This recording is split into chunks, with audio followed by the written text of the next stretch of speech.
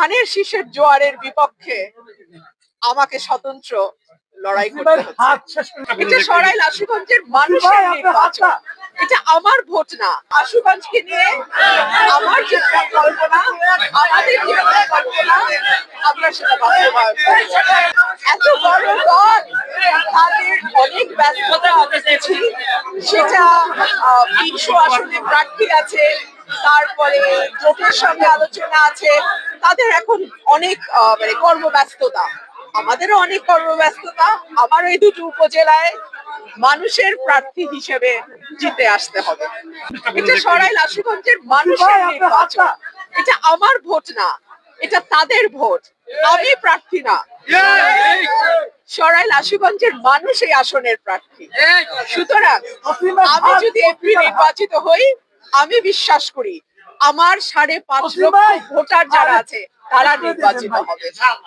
আল্লাহর পরিকল্পনা মানুষের বোঝার বাইরে। আল্লাহর এই পরিকল্পনায় আমার বাবা 73 সালে আওয়ামী লীগের জোয়ারের বিপক্ষে স্বতন্ত্র নির্বাচন করেছিল।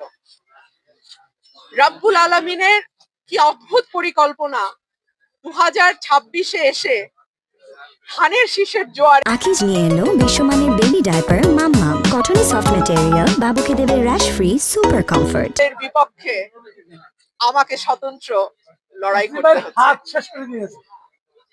আল্লাহ পরিকল্পনা এবং তার বাস্তবায়নের প্রক্রিয়া মানুষের বোঝার বাইরে। সো আমি দেখবো আল্লাহর কি পরিকল্পনা রাখেন আমার জন্য। কতটুকু আশা, ভালোবাসা, আস্থা এবং বিশ্বাস। আমি বাংলাদেশের সকল মানুষের কাছে দোয়া চাই, আমার এই উপজেলার মানুষ যেই ভালোবাসা এবং আস্থা, বিশ্বাস আমার প্রতি রেখেছে, আমি যেন তার উপযুক্ত প্রতিদান দিতে পারি।